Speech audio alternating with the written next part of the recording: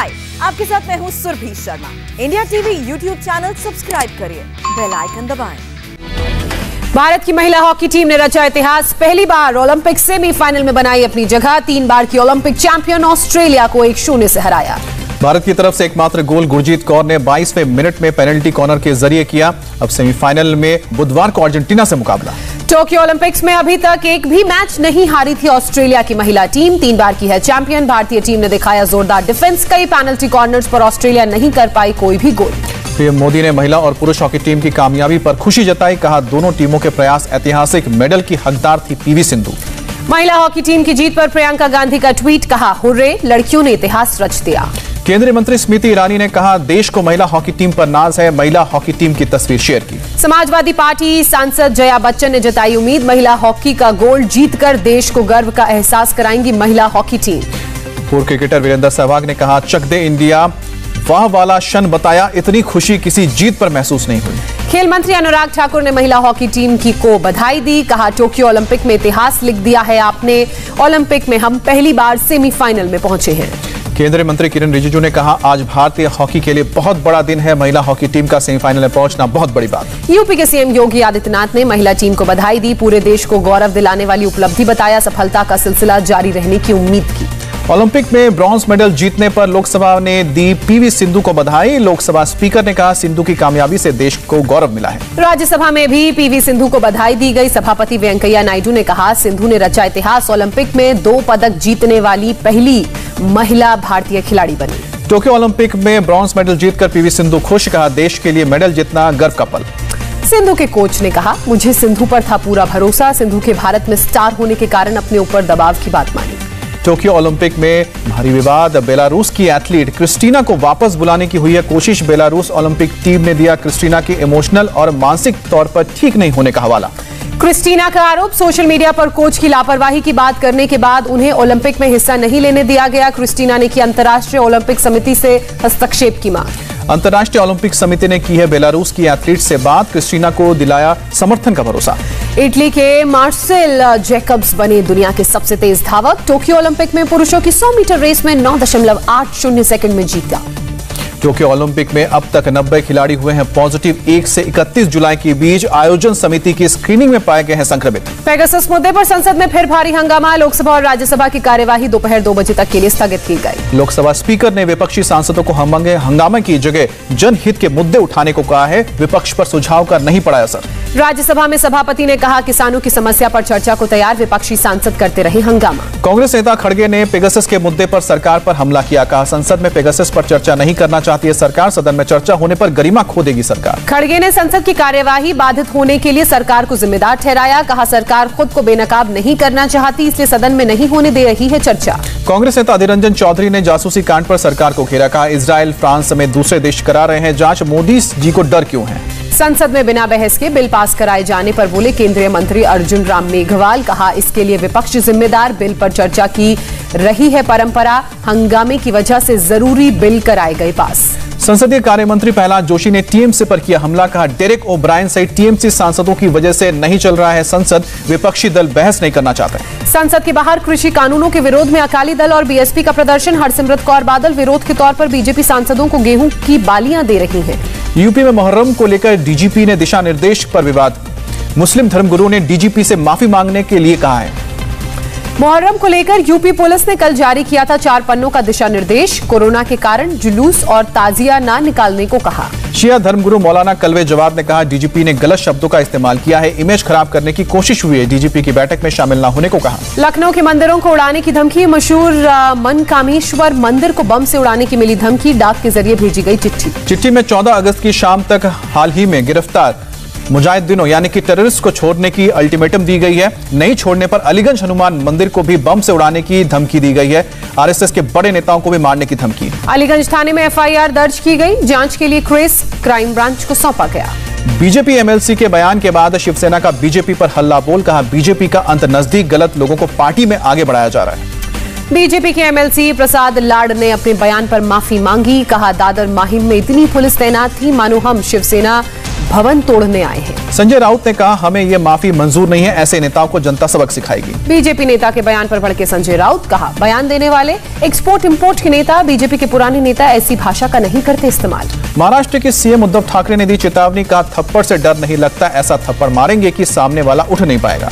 उद्धव ठाकरे ने कहा, अब आलोचना से नहीं लगता डर, आलोचनाओं का अच्छी तरह जवाब देना शुरू कर दिया है। असम मिजोरम की सरकारों का नरम रुख, असम के सीएम ने पुलिस को मिजोरम के राज्यसभा सांसद के खिलाफ केस वापस लेने का आदेश दिया। हिंसा मामले में शामिल पुलिस वालों के खिलाफ चलता रहेगा मुकदमा। असम पुलिस ने मिजोरम के 6 अधिकारियों को जारी किया है समन, ढोलाई पुलिस थाने में आज पेश होने को कहा।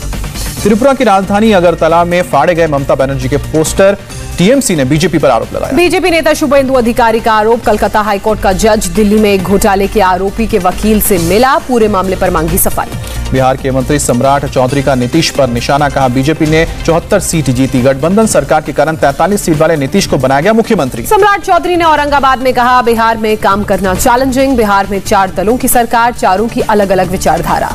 शाम को बीजेपी अध्यक्ष जेपी नड्डा से मिलेंगे कर्नाटक के सीएम बसवराज बोम्मई, कहा कैबिनेट विस्तार को लेकर चर्चा होगी। बीएसपी का अखिलेश यादव को जवाब, पार्टी के राष्ट्रीय महासचिव सतीश मिश्रा का ऐलान, यूपी में 2022 में किसी पार्टी से गठबंधन नहीं करेगी बीएसपी। आरजेडी नेता तेजस्वी यादव ने कहा, कांग्रेस बिना विपक्षी एकता संभव नहीं है, टीएमसी एसपी एनसीपी को अहंकार छोड़ने की नसीहत दी। उत्तराखंड में बीजेपी सांसद धर्मेंद्र कश्यप और उनके दोस्तों पर मुकदमा दर्ज, अल्मोड़ा के जागेश्वर धाम के पुजारियों के साथ बदसलूकी का मामला।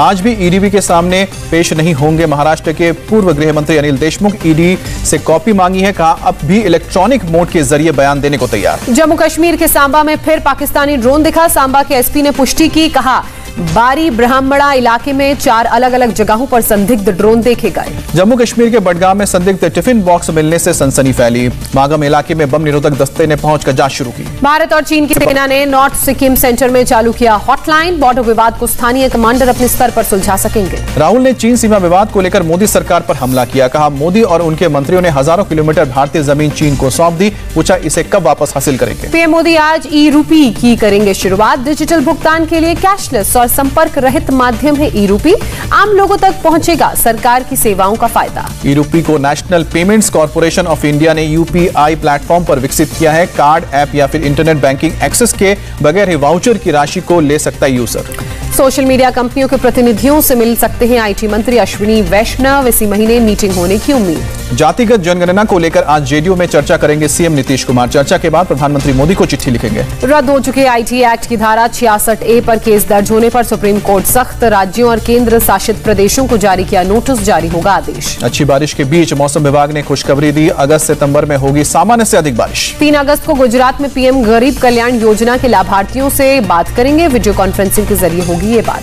पंजाब में करीब 1 साल बाद खुले स्कूल, पहले से लेकर 10वीं तक के क्लास में पढ़ाई शुरू की गई है, सरकार के फैसले से छात्र भी उत्साहित हैं। पंजाब के कुछ स्कूलों में 2 शिफ्ट्स में काम शुरू, दोपहर 12 बजे के बाद 12वीं के छात्रों की क्लासेस, पेरेंट्स को लिखित मंजूरी देना जरूरी। मोहाली में सैनिटाइजेशन के बाद ही छात्रों को स्कूल में एंट्री मिली, स्कूल के अंदर हर दूसरी सीट रखी गई है खाली, पेरेंट के कंसेंट पेपर पर साइन करने के बाद ही एंट्री। उत्तराखंड में खुल गए 9वीं से लेकर 12वीं तक के स्कूल, पेरेंट्स की मंजूरी का खत लाने वाले छात्रों को ही स्कूल में मिली एंट्री। छत्तीसगढ़ में भी 10वीं और 12वीं की कक्षा के छात्रों के लिए स्कूल खोले गए, कोविड प्रोटोकॉल का इंतजाम किया गया है, स्कूल आकर खुश नजर आए छात्र। झारखंड की राजधानी रांची में फिलहाल केवल टीचर्स और स्टाफ की एंट्री, एक सप्ताह बाद 9वीं से 12वीं तक की बच्चों की होगी पढ़ाई शुरू। हिमाचल प्रदेश में भी 10वीं और 12वीं तक के स्कूल खोले गए हैं, पूरे प्रोटोकॉल के पालन के बाद मिल रही है एंट्री, लंबे समय बाद स्कूल पहुंचकर स्कूल में छात्र भी खुश। देश में बीते 24 घंटे में कोरोना के 40,000 से ज्यादा नए मामले, 422 संक्रमितों ने जान गंवाई। यूपी के सीएम योगी आदित्यनाथ ने ली कोवैक्सीन की दूसरी डोज, लोगों से टीका लगवाने के लिए अपील की, कहा जीत का टीका लगवाएं तभी कोरोना हारेगा, भारत जीतेगा। महाराष्ट्र के मंत्री आदित्य ठाकरे ने कहा हम रोजाना 15 लाख दे सकते हैं वैक्सीन, लोगों को जल्द से जल्द वैक्सीन दिलाने की कोशिश। बेंगलुरु में कोरोना वैक्सीन सेंटर पर दिखी लोगों की लंबी कतार, सड़क पर गाड़ी पार्क कर लाइन में लगे हैं लोग, इलाके में जाम जैसे हालात। केरल में कोरोना के 20,728 नए मामले, 24 घंटे में 56 लोगों ने दम तोड़ा। फाइजर और मॉडर्ना ने यूरोपीय संघ के लिए बढ़ाई है टीके की कीमत, अब फाइजर की टीके की कीमत होगी 19.50 यूरो, जबकि मॉडर्ना के वैक्सीन की कीमत होगी 25.50 यूरो। ब्रिटेन अगले महीने से 3 करोड़ से ज्यादा लोगों को देगा कोरोना की बूस्टर डोज, ब्रिटिश अखबार दी टेलीग्राफ की खबर। दिल्ली में फिर खतरे के निशान के ऊपर पहुंचा यमुना का जलस्तर, हथनीकुंड बैराज में और पानी छोड़े जाने के असर। राजस्थान के करौली में भारी बारिश के बाद नदियां उफान पर, पांचना बांध के 6 गेट खोले गए, घरों से लेकर सड़कों तक भरा पानी। पश्चिम बंगाल के दुर्गापुर बराज से पानी छोड़ा गया, इलाके में बाढ़ जैसे हालात बने, नाव से लोग रेस्क्यू किए जा रहे हैं। जज की संदिग्ध मौत के बाद एक्शन में धनबाद पुलिस, चलाया सघन तलाशी अभियान, हिरासत में लेकर 243 संदिग्धों से की गई पूछताछ। पुलिस ने 53 होटल्स की तलाशी ली है। अलग अलग केस में सम्मिलित 17 अपराधियों को भी गिरफ्तार किया है। 250 ऑटो रिक्शा को जब्त किया है। मथुरा से अजय यादव नाम का फिल्म प्रोड्यूसर गिरफ्तार, लोन दिलाने के बहाने कारोबारी को लगाया था लाखों का चूना, 7 साल से था फरार। उत्तराखंड के नैनीताल में पुलिस को एकड़ी दिखाना महिला पर्यटक को महंगा पड़ गया। पुलिस ने लग्जरी कार को सीज करके एफआईआर दर्ज की। महिला समेत 4 लोगों की आज कोर्ट में पेशी। यूपी के बिजनौर में हिस्ट्री शीटर की गोली मारकर हत्या, कार से मिली लाश, पुलिस मामले की जांच में जुटी। कर्नाटक के विजयपुरा में मुस्लिम परिवार ने पेश की मिसाल, हिंदू लड़की की हिंदू रीति रिवाज से के मुताबिक एक हिंदू लड़के से शादी कराई, लड़की का संरक्षक था परिवार। नासिक में 8 महीने की बच्ची की निकली 16 करोड़ की लॉटरी, जेनेटिक डिसऑर्डर से पीड़ित 50 बच्चों के इलाज के लिए ड्रॉ निकाला गया था।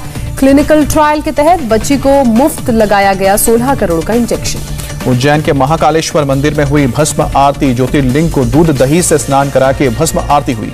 सावन के दूसरे सोमवार को भी काशी विश्वनाथ में भक्तों की भीड़ नजर आई, कोरोना गाइडलाइंस का पालन नहीं हुआ। गुजरात के राजकोट में लॉन्च हुई 22 कैरेट गोल्ड की राखी, सोने के अलावा चांदी की भी मिल रही है राखियां। अमेरिका के न्यूयॉर्क में एक बार्बर शॉप के बाहर 2 लोगों ने ताबड़तोड़ फायरिंग की, गोलीबारी में 10 लोग जख्मी, हमलावर फरार। अफगानिस्तान में सेना और तालिबान के बीच लड़ाई तेज हुई, दक्षिण और पश्चिमी इलाके के 3 राज्यों में चल रही है लड़ाई। म्यांमार में सेना प्रमुख का ऐलान, 2 साल बाद होंगे यहां चुनाव। ग्रीस में जंगलों की आग से भारी नुकसान, कई घरें जलकर खाक, 4 गांव और बीच के कई इलाकों को खाली कराया गया। इटली के सिसिली में भी जंगलों की आग बुझाने का काम जारी, कई लोगों को सुरक्षित निकाला गया।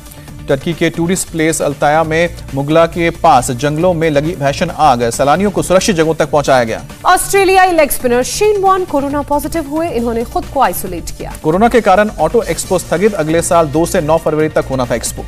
बड़े अच्छे लगते हैं सीजन 2 छोड़ने पर बोली दिव्यंका त्रिपाठी, कहा नकुल मेहता के साथ नहीं जमेगी उनकी ऑन स्क्रीन जोड़ी। टाइगर 3 में सलमान खान को टक्कर देते नजर आएंगे इमरान हाशमी, जिम में बहा रहे हैं पसीना, बाइसेप्स की तस्वीर शेयर की।